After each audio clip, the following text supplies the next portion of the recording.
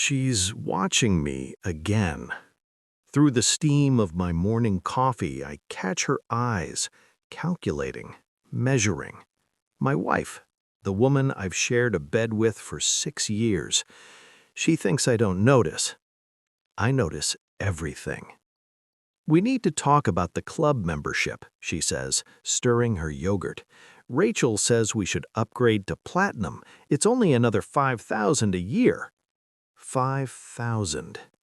Always a number, always a request wrapped in someone else's recommendation. My phone buzzes. A message from my lawyer. Results came in. Call me. I don't move. Don't blink. Just sip my coffee and watch her watch me. "What do you think?" she asks. "I think you've been lying for 3 years." "Sure," I say. "Whatever makes you happy." Her smile is radiant, practiced. I've seen that smile aimed at other men. It started with a receipt. Stupid, really, the way most betrayals are discovered, through carelessness disguised as confidence. A hotel charge, downtown, on a Tuesday afternoon when she told me she was at her sister's house helping with the baby. I said nothing. I watched. Yoga classes that ran late, book clubs that met 3 times a week, a sudden interest in personal development seminars that required weekend travel. The credit card statements painted pictures she thought I'd never see. 3 men's names appeared in her text messages: Marcus, David, and someone she called Jay.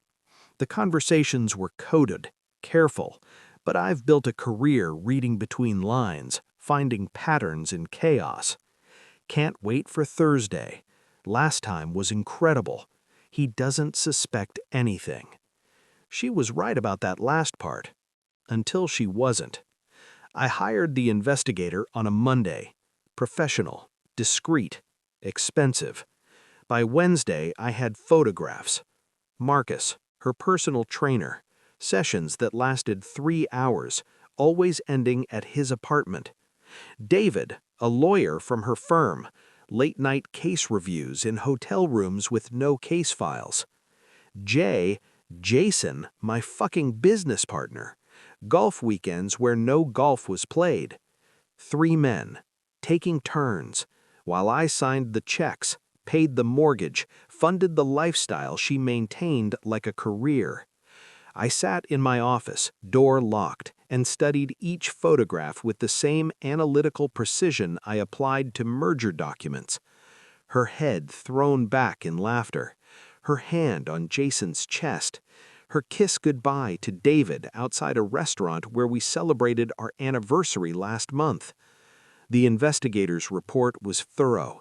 Dates, times, hotel receipts matched to calendar entries she'd shown me with different explanations. I filed everything in a folder labeled Estate Planning. She never looked at those files. She trusted me with the numbers. Friday morning, I prepared breakfast. Eggs, toast, fresh coffee. She came downstairs in her silk robe, the one I bought her in Paris, the one she wore in a photograph the investigator took last Tuesday, leaving Marcus's apartment. "You're up early," she said, kissing my cheek. The touch made my skin crawl. "I made breakfast." "Big day," I replied.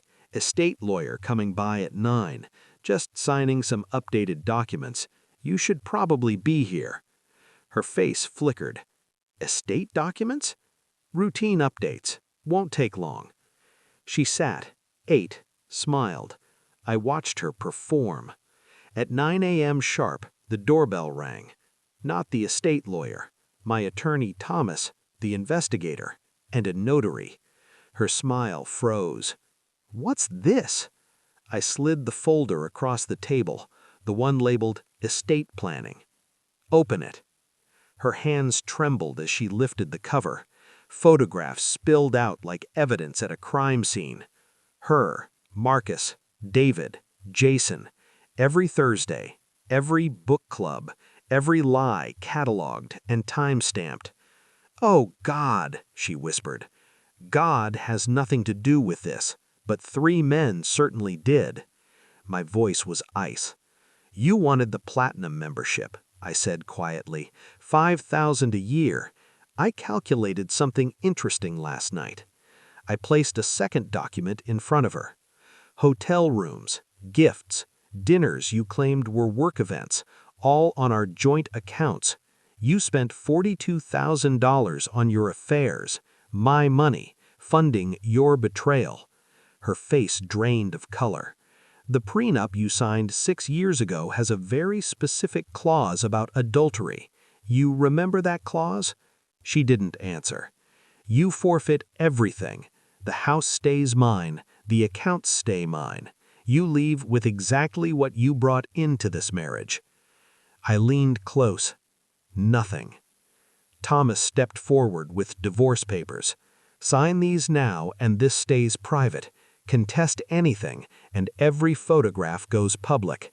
Your firm, your family, everyone. She grabbed my arm. Please. I pulled away like she was contagious. You had 3 men taking turns, I said quietly, with my permission technically.